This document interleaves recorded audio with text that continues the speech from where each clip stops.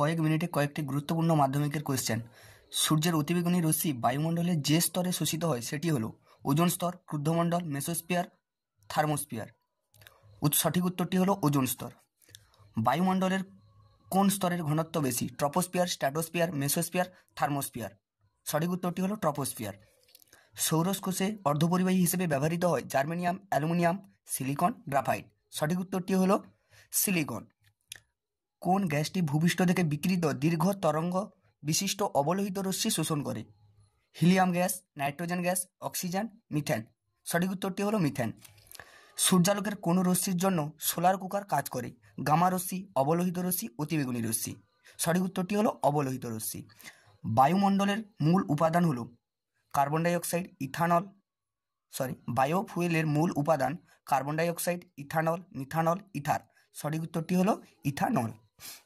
বায়োগ্যাসের মূল উপাদান oxygen, nitrogen, methane, carbon dioxide. সঠিক উত্তরটি হলো মিথেন। আগুনে বরফ বা ফেয়ার আইস হলো carbon dioxide, methane, methane hydrate আর মিথানল। সঠিক উত্তরটি হলো মিথেন হাইড্রেট। বায়ুমণ্ডলের কোন স্তরে বেতার তরঙ্গ প্রতিফলিত হয়? Troposphere, exosphere, ionosphere. সঠিক উত্তরটি হলো আয়োনোস্ফিয়ার। কৃত্রিম উপগ্রহ স্থাপনে বায়ুমণ্ডলের কোন স্তরটিকে ব্যবহার করা হয়? সঠিক উত্তরটি জানিও।